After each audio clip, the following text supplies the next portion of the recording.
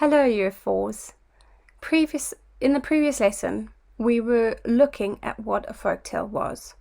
Today, I'm going to read to you one of the stories from our Hans Christian Andersen's complete book of fairy tales, and it's going to be called The Emperor's New Clothes. You may have heard the story before, so if you have, see if it is how you remember it.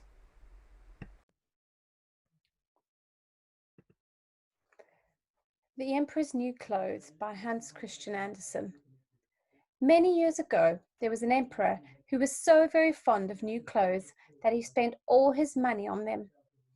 He did not trouble about his soldiers. He did not care to go to the theatre. He only went out when he had the chance to show off his new clothes. He had a different suit for each hour of the day. Most kings could be found sitting in council. It was said of the emperor, "He is sitting in his wardrobe." One day, two fellows calling themselves weavers came to town. They said they knew how to weave cloth of the most beautiful colors and patterns. The clothes made from this wonderful cloth would be invisible to everyone who was unfit for the job he held or who was very simple in character.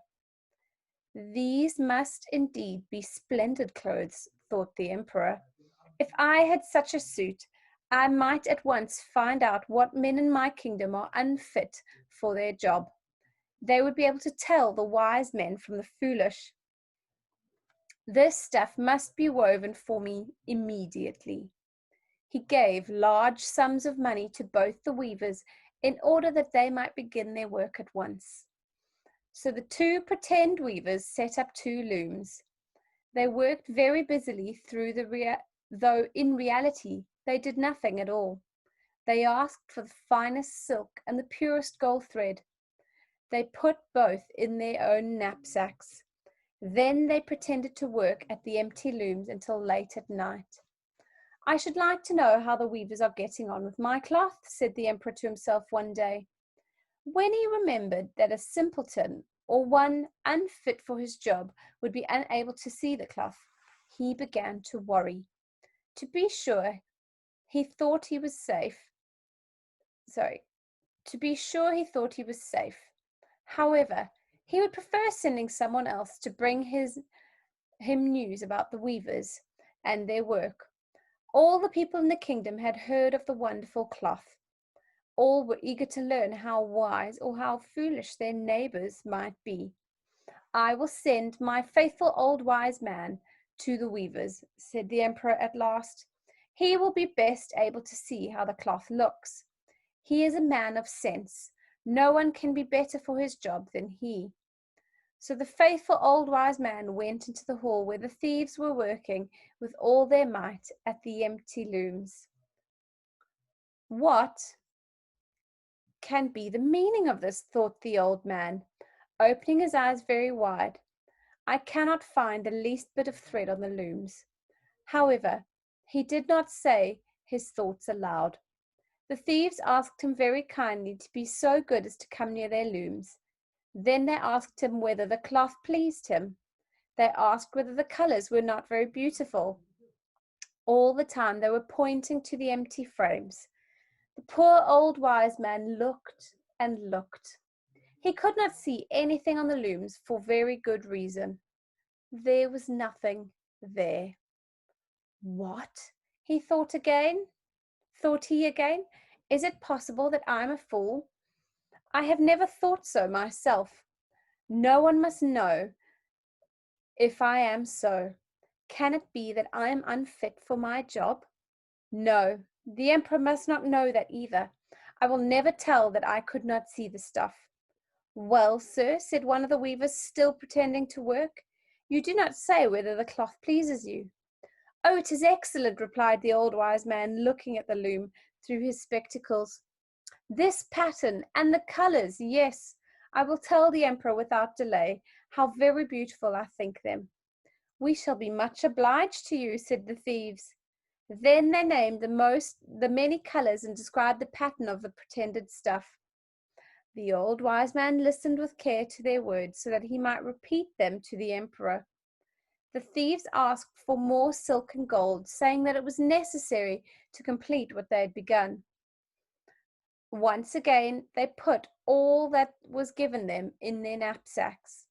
They went on working with as much effort as before at their empty looms.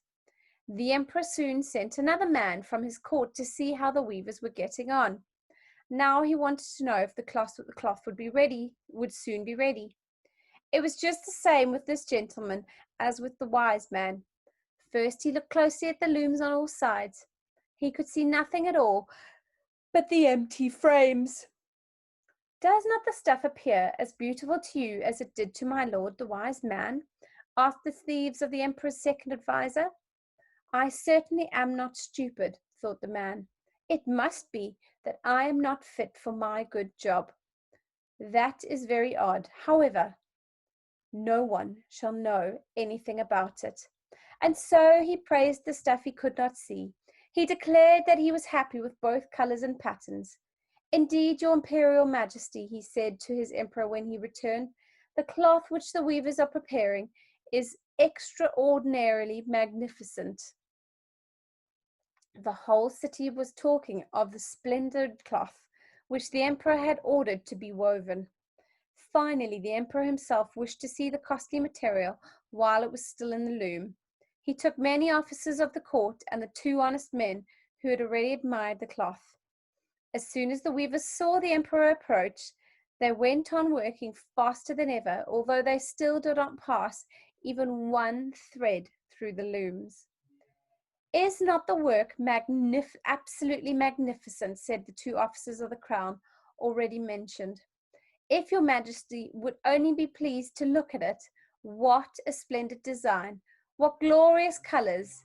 And at the same time they pointed at the empty frames, for they imagined that everyone else could see this exquisite piece of workmanship. "How is this?" said the emperor to himself. "I can see nothing. This is indeed a terrible affair.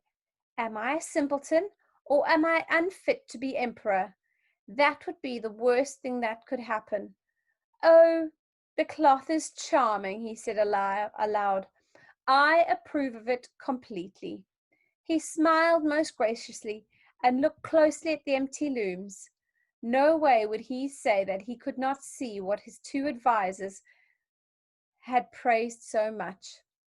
Everyone with the emperor now strained his or her eyes, hoping to discover something on the looms, but they could see no more than the others.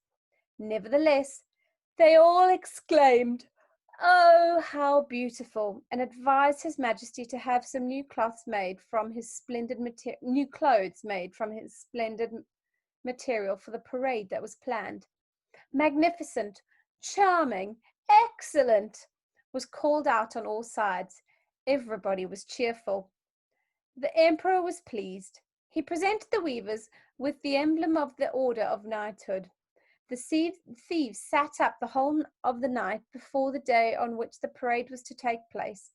They had 16 lights burning, so that everyone might see how anxious they were to finish the emperor's new suit. They pretended to roll the cloth off the looms. They cut the air with their scissors and sewed with needles without any thread in them. "See," they cried at last, "the emperor's new clothes are ready." The emperor, with all the grandees of his court, came to the weavers. The thieves raised their arms as if in act of holding something up. "Here are your majesty's trousers. Here is the scarf. Here is the mantle. The whole suit is as light as a cobweb. One might fancy one as has nothing on at all when dressed in it." "Yes, indeed," said all the courtiers, although not one of them could see anything of this special cloth. The emperor was undressed for a fitting, and the thieves pretended to array him in his new suit.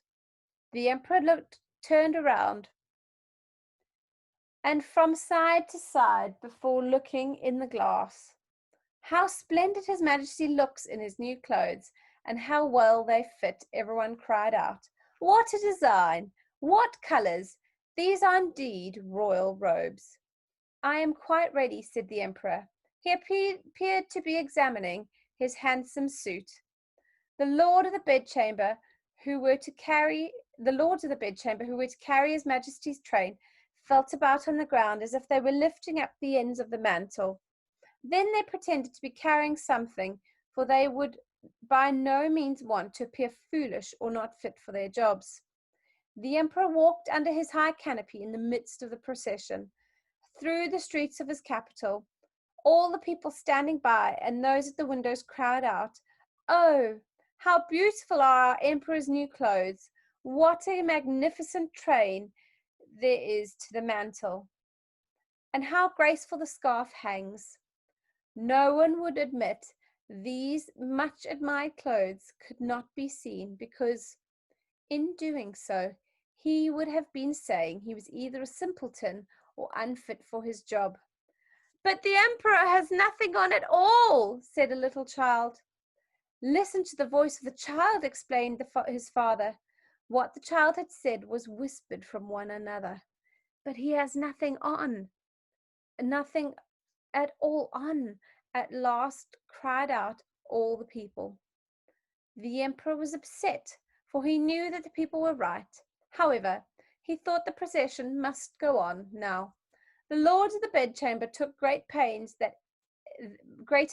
than ever to appear to hold up a train, although in reality there was no train to hold, and the emperor walked on in his underwear.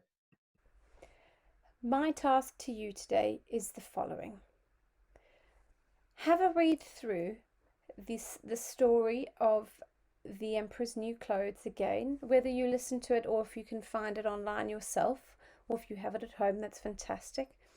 Listen to it, and what do you think the lesson that the story is what do you think is the lesson that the story is trying to teach us? What do you think we can learn from the emperor and his pride and his obsession with having all these fancy things and making sure that he knew who should be doing what and who was worthy and who was unworthy? What do you think we could learn from this story? I would also like you to listen to the story again and write down any vocabulary words that you did not understand. Then go and look them up either online or in a dictionary that you have at home, and make a note of these words. These will help you later and then help with your vocabulary when you are retelling the story or possibly writing your own. You'll have some interesting vocabulary to use when you are writing. Don't forget, obviously, again, to share with us on Tapestry. Share with me what you think you could learn from the story and any of the vocabulary words that you have looked up.